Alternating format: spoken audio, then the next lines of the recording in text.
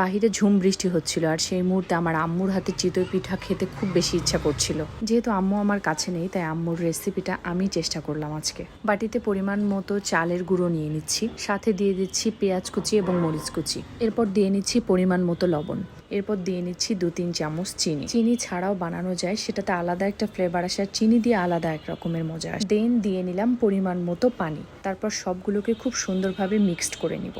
আম্মু বাসায় বৃষ্টি হলেই দেখা যেত কোনোদিন চিতই পিঠা বানাচ্ছে, কোনোদিন চাল ভাজা করছে বা কোনোদিন মজা করে খিচুড়ি বানাচ্ছে। বৃষ্টি হলে আম্মুর হাতের এই মজার রেসিপিগুলোকে আমি ভীষণভাবে মিস করি। আসলে স্বভাবতই আমরা সবাই মায়ের হাতের সব ধরনের খাবারই মিস করি। যখন আমরা দূরে চলে যাই তখন আরো বেশি করে মিস করি সেই খাবারগুলোকে। আমি চিতই পিঠা খুব একটা ভালো বানাতে পারি না বা কখনো ওইভাবে চেষ্টাও করিনি। চিতই পিঠা ভাজার পর আম্মুর হাতের ওই টেস্টটা হয়তো বা হয়নি, কিন্তু আমি চেষ্টা করেছি। তোমরা চাইলে এই রেসিপিটা ট্রাই করতে পারো।